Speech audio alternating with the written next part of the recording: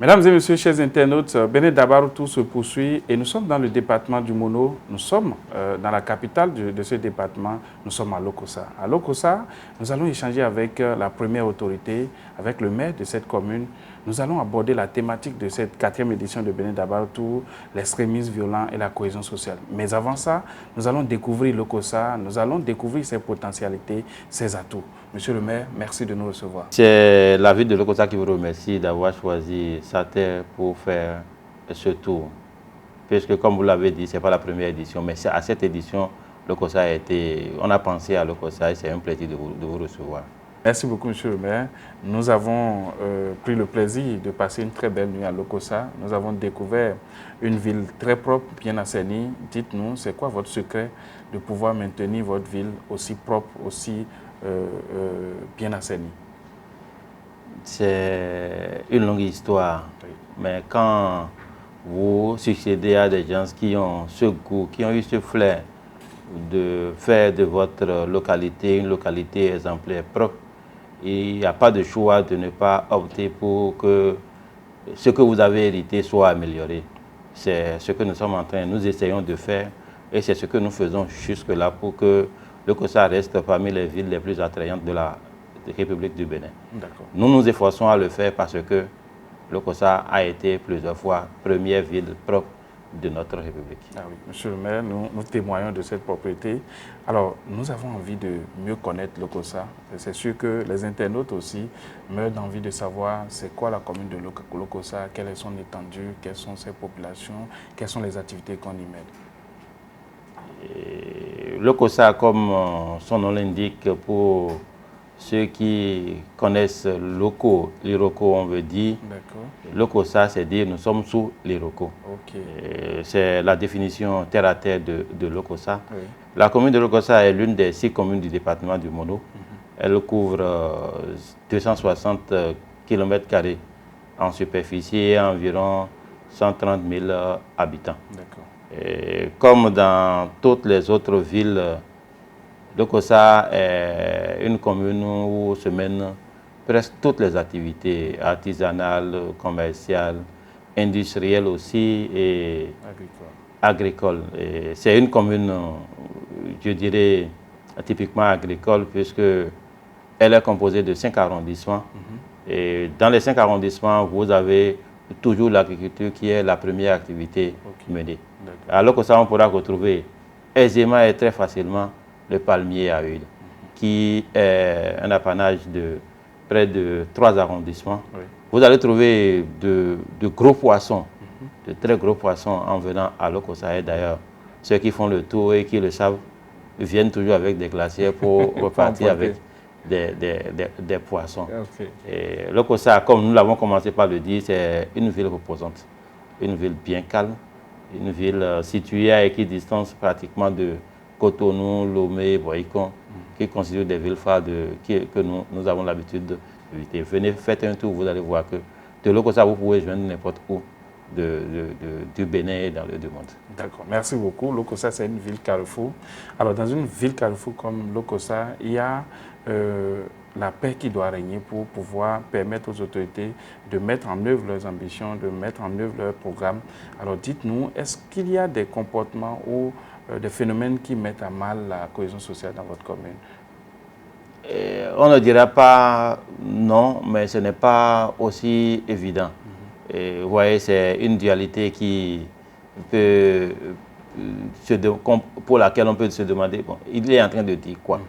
Et nous sommes une ville frontalière, nous faisons une frontière avec le Togo à travers un arrondissement à Ouadéméadja, mais nous ne connaissons pas cette violence, cet extrémisme violent frontalier à Lokossa. Mais nous connaissons d'autres extrémismes violents liés au conflit agriculteurs-éleveurs que nous essayons de gérer à notre manière pour que nous ayons la paix. Et en venant à Lokossa, d'ailleurs, Lokossa n'est pas une commune classée dans les communes rouges, donc quelque part, cet extrémisme violent n'est pas aussi développé. Mais cela existe. Et pour que la cohésion soit, nous essayons de communiquer, nous essayons de sensibiliser, nous essayons de chaque fois rencontrer les parties prenantes pour savoir qu'est-ce que vous voulez pour que nous soyons toujours ensemble, puisque lorsqu'on n'est pas ensemble, on ne pourra pas faire le développement. Lorsque vous êtes toujours en phare, vous êtes une ville en vogue à la une de tous les journaux pour des conflits, ça ne vous permet pas de vous occuper de l'essentiel pour le développement. Mais avec les différentes parties, on essaie de régler à l'amiable pour que chacun trouve pour son compte. Et là, quand chacun trouve pour son compte, on essaye d'avoir quelque peu la cohésion avec les différentes parties de la population. D'accord, je présume que Lokossa est une ville cosmopolite qui regroupe toutes les sensibilités ethniques, socio-culturelles du Bénin. Et lorsque nous avons une ville qui a cette représentation nationale qui est la représentation en miniature du pays, il faut pouvoir prôner un certain nombre de langages, un certain nombre de comportements. Quel est votre message à l'endroit des populations de Lokossa? Comment doivent-elles vivre ensemble pour assurer la paix et la tranquillité? Et vous l'avez bien dit, Lokossa est une ville cosmopolite, puisque nous avons commencé par présenter Lokossa comme étant le chef-lieu du département, et comme étant le chef-lieu du département, vous avez toute l'administration centrale et délocalisée, déconcentrée dans le chef-lieu. Donc nous avons tout le monde là. Mais à part les fonctionnaires, vous avez Lokossa qui a été longtemps, qui a accueilli pendant longtemps beaucoup d'autres ethnies. Vous allez voir à Lokossa, il y a les Adja, les Hausa, les Yoruba, les Nigériens, les Nigérians. Tout ce beau monde-là cohabite dans la ville de Lokossa. Et puisque Lokossa a dit tout à l'heure que c'est 5 arrondissements, vous voyez, tous ceux-là sont concentrés dans l'arrondissement que nous appelons l'arrondissement central, l'arrondissement de Lokossa. Et avec tous ceux-là, nous faisons... On n'a jamais noté de problème entre différentes communautés de la ville. Ce qui me permet de dire, sans me tromper, que les Lokossais savent bien accueillir. Les Lokossais savent bien faire la paix avec ceux qui viennent rester avec eux. Donc, après tout ça, quand vous êtes dans cet amalgame de peuple avec une insertion assez profonde, je peux vous dire que même ceux, ils n'hésitent pas à prendre la terre et construire à Lokossa. Donc, ils ne viennent pas pour repartir, mais ils viennent pour rester. Donc, c'est ce qui note la paix que vous semblez avoir dans la ville de Lokossa. Mais pour asseoir tout ça, qu'est-ce que nous faisons? Parce que nous ne pouvons pas faire sans les forces de l'ordre, sans l'administration, sans... Nous essayons de communiquer.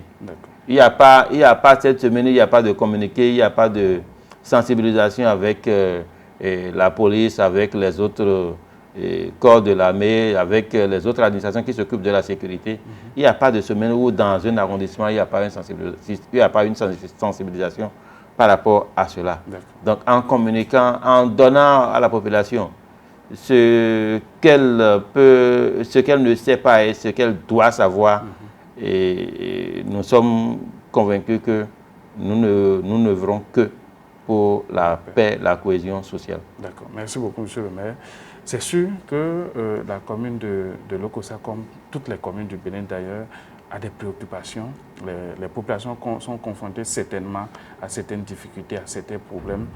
Le conseil communal, malgré les efforts, certainement n'arrive pas à résoudre certains problèmes. C'est le moment de nous dire les problèmes, les défis qui sont les vôtres en tant qu'élu, en tant que maire de la commune auxquels vous faites face depuis un certain nombre d'années.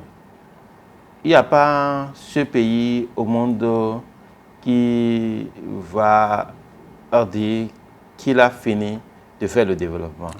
Le développement, c'est d'abord individuel, le développement, c'est humain, le développement, c'est territorial.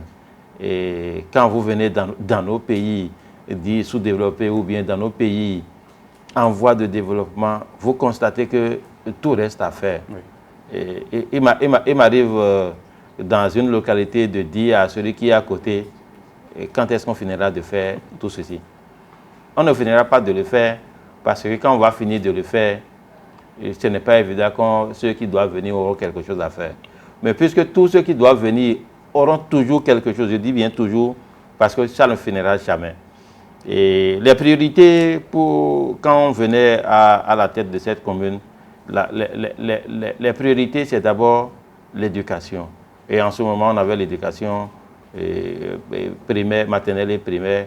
On se donnait comme priorité comment faire pour que, à la fin de notre mandat, puisque les autres avaient commencé, qu'on puisse dire tout ce que nous avons comme école primaire est déjà construit. Que tout ce qui est centre d'examen du CEP dans la commune de Lokossa, tout respecte les normes pour être centre d'examen. Et après, je crois que nous sommes en train d'aller vers la fin de cette priorité, parce que nous changeons vers la deuxième priorité qui est la santé, la troisième, les infrastructures routières. Et la santé, l'État nous a beaucoup aidés et a pris en main la réflexion, la rénovation de ces centres de santé, ce qui nous a beaucoup allégé. Et maintenant, nous tournons notre fusil vers les infrastructures routières.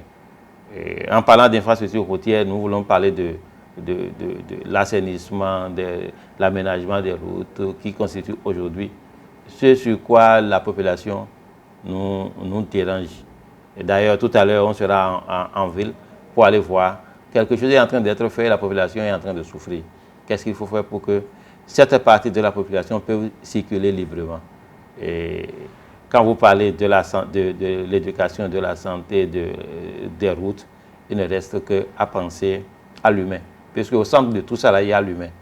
Et les petits moyens que nous avons, nous essayons avec l'État. Puisque l'État est le garant de la commune, même si la commune, on dit que la commune est autonome. La commune tire tout de l'État. Avec l'État, nous essayons de faire la promotion un peu de la jeunesse, de l'entrepreneuriat, pour permettre à la population de vivre un temps soit peu. Puisque quand vous construisez tout et que la population ne se sent pas à l'aise, c'est dit que vous n'avez rien fait. Donc voilà les chantiers sur lesquels on se trouve. Merci beaucoup, monsieur le maire. Nous voyons que le chantier est très vaste. Vous y êtes à fond et nous vous souhaitons beaucoup de courage.